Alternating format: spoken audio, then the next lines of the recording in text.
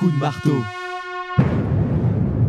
Et pour ce coup de marteau, je suis avec Guy de Lafortelle. Bonjour Guy. Bonjour Clémence. Et merci d'être ici en studio avec nous de si bon matin. Alors pour votre chronique cette semaine, je vous ai demandé de nous expliquer, il faut dire que c'est moi qui ai fait cette demande, d'un certain tweet d'Emmanuel Macron que je vais vous citer tous ici.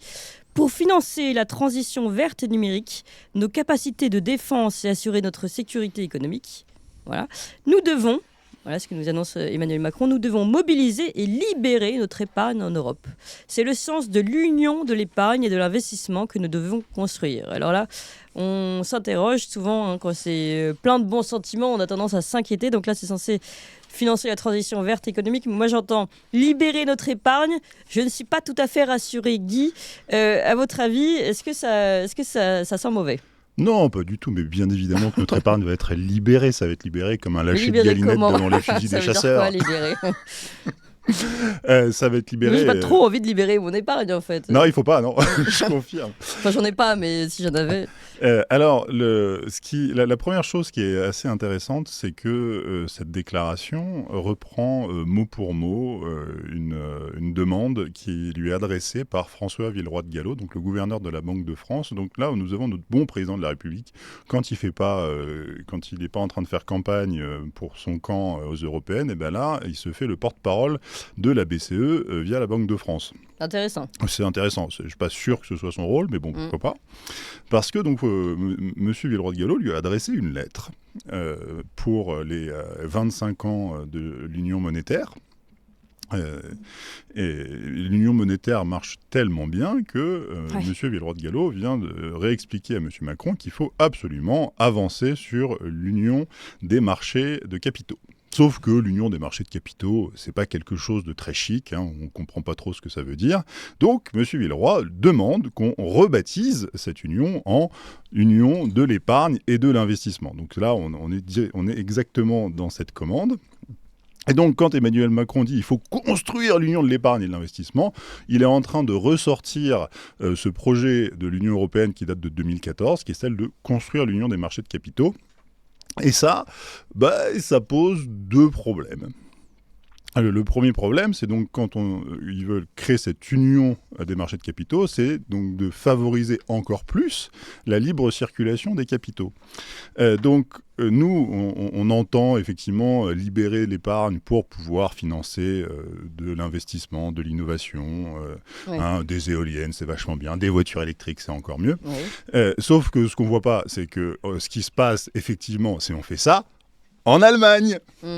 Ah oui, en plus. Bah oui, c'est-à-dire que la liberté de circulation... C'est vraiment, on est perdant sur tous les sujets, quoi. On est perdant sur ce coup-là, c'est-à-dire que si on prend la voiture électrique, là, on a un cas d'école qui est magnifique, c'est-à-dire que le passage de la voiture thermique à la voiture électrique entraîne des changements d'allocation. C'est censé être révolu totalement, enfin terminé totalement en 2035. C'est ça, et aujourd'hui, les capacités industrielles ont migré de la France vers l'Allemagne, c'est-à-dire qu'on ferme des usines d'injecteurs en France et on ouvre des usines de batteries en Allemagne. Alors, on a 10-15 ans de retard là-dessus, on est en train d'essayer de les rattraper, mais en fait, on est mal parti pour. Et de la même manière que quand aussi on fait l'union de l'électricité, en fait, on se fait piller EDF, là, on risque très fortement de se faire piller notre épargne par cette libre circulation. Et après, il y a une deuxième chose qui est vachement intéressante, c'est donc, ils viennent nous expliquer qu'il faut financer cette grande révolution écologique et donc on a besoin de 600 milliards d'euros et que ces 600 milliards d'euros, eh bien, ça tombe bien, nous on les a, l'État les a pas, les banques les ont pas, donc il faut bien aller les chercher quelque part, ça va être nous. Sauf que, en fait, ça marche pas comme ça. Ça marche pas comme ça et que la croissance des marchés financiers n'entraîne pas de croissance économique. C'est comme ça. C'est-à-dire que c'est une observation. Quand les marchés économiques croissent, la croissance économique, elle, ne suit pas. Donc, en plus, c'est cette espèce de vœu pieux qui est de se dire pour financer la transition écologique, il faut développer les marchés financiers. Ça ne marche pas. Pourquoi ? Alors vous avez, et ça c'est pas moi qui le dis, oui je le dis, mais je ne fais que reprendre les mots de la Banque des règlements internationaux et même de Jean Tirole, C'est-à-dire que ça pose deux problèmes. Le problème, c'est que quand vous avez cette croissance des marchés financiers, en fait, les marchés financiers vont capter de la richesse, et cette richesse, au lieu d'aller dans la sphère économique, reste dans la sphère des marchés financiers. Et donc, vous avez de la dette. Les marchés financiers sont super forts pour créer de la dette, pas de la croissance. Donc, en fait, Emmanuel Macron est en train, d'une certaine manière, de prendre votre épargne pour son mistigris. Parce qu'on est déjà surendetté de partout, et pour solvabiliser la dette, autant venir libérer notre épargne pour pouvoir la mobiliser afin de solvabiliser les banques. Oui, mais attendez, Guy, pardon. Ouais. Ça veut dire quoi? Redites-moi ce que veut dire libérer votre épargne. Libérer, ça veut dire quoi libérer? Ça veut dire, en gros, on va aller venir la chercher dans votre petit compte et puis on va la libérer, donc on va vous la sortir de là. Donc en fait, on va vous pomper votre épargne. Oui, bien sûr. Quand on dit pour libérer... la mettre au service de la transition écologique. Oui, mais quand on vous dit libérer votre épargne, ça veut dire exactement l'inverse. Ça veut dire la saisir. Ça, on a l'habitude maintenant avec ces gens-là. Ça veut dire la saisir. Non, mais c'est bien. Voilà. Utilisons les mots. On va venir vous saisir votre épargne, c'est déjà beaucoup plus clair. Oui, il faut bien se mettre dans dans la pensée d'un gars de Bercy ou d'un énarque. Votre épargne ne vous appartient pas. C'est à eux. Eux, ils estiment très sincèrement que votre épargne doit être fléchée. C'est eux qui savent où elle doit aller. Et donc, eux disent, donc pendant 20 ans, c'était bien d'aller mettre son épargne dans les assurances vie parce que ça permettait de financer le déficit de l'État. La Banque Centrale Européenne a pris la suite, donc on n'en avait plus besoin, on va en faire autre chose. Et puis finalement, c'est même les BlackRock et compagnie qui prennent la suite, donc on n'en a pas besoin. Donc, en revanche, ce qu'on n'arrive pas à faire aujourd'hui, c'est à faire ce financement des sociétés, donc on va le faire. Et le problème de ce truc-là, c'est quand il parle de l'union des marchés de capitaux, c'est aussi d'aller permettre, et ça c'est quelque chose qui se développe de plus en plus fort, et tous les gens qui ont une épargne, et même des assurances vie, c'est qu'on leur propose d'investir directement en capital dans les fonds propres des entreprises. C'est-à-dire qu'on devient actionnaire de PME, parfois coté, parfois aussi non coté, et notamment, donc on est en train d'ouvrir de manière extrêmement forte ce qu'on appelle le capital risque. C'est-à-dire qu'on prend des parts directement dans des petites entreprises ou des moyennes entreprises, ça dépend. Ça, à la rigueur, ça pourrait être bien d'aider les PME françaises. Oui, mais alors déjà, on n'est pas au niveau français, au niveau européen, donc ça c'est le premier problème qu'on a vu. Et le deuxième problème de ce truc-là, c'est que bien sûr que c'est très bien d'aller investir directement dans une PME, mais c'est pas du tout ce qu'ils sont en train de vous proposer.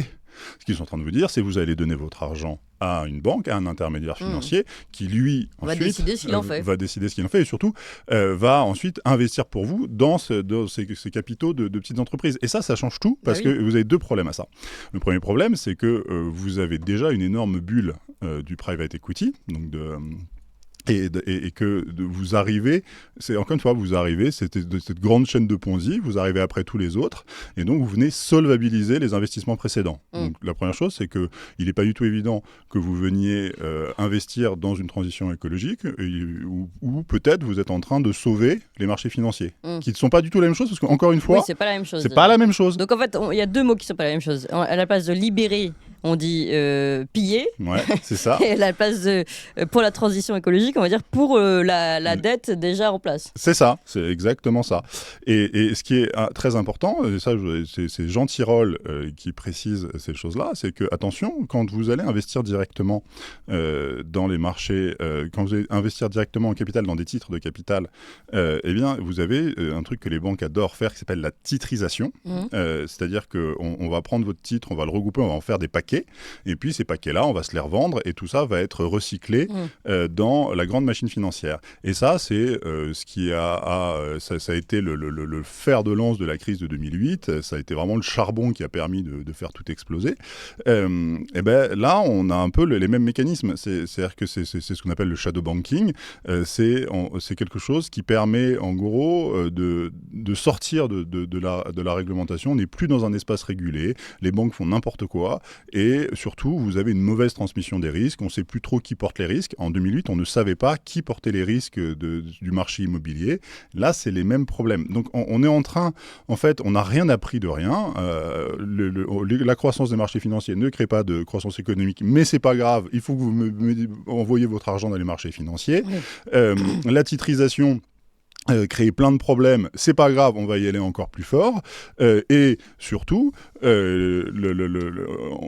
Depuis 20 ans, on se fait piller gentiment au nom de la souveraineté européenne qui, en fait, redirige nos ressources vers l'Allemagne.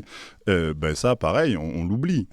Alors, une question, Guy, on a bien compris finalement ce qui se cachait derrière le sens de la formule de ce joli petit tweet d'Emmanuel Macron.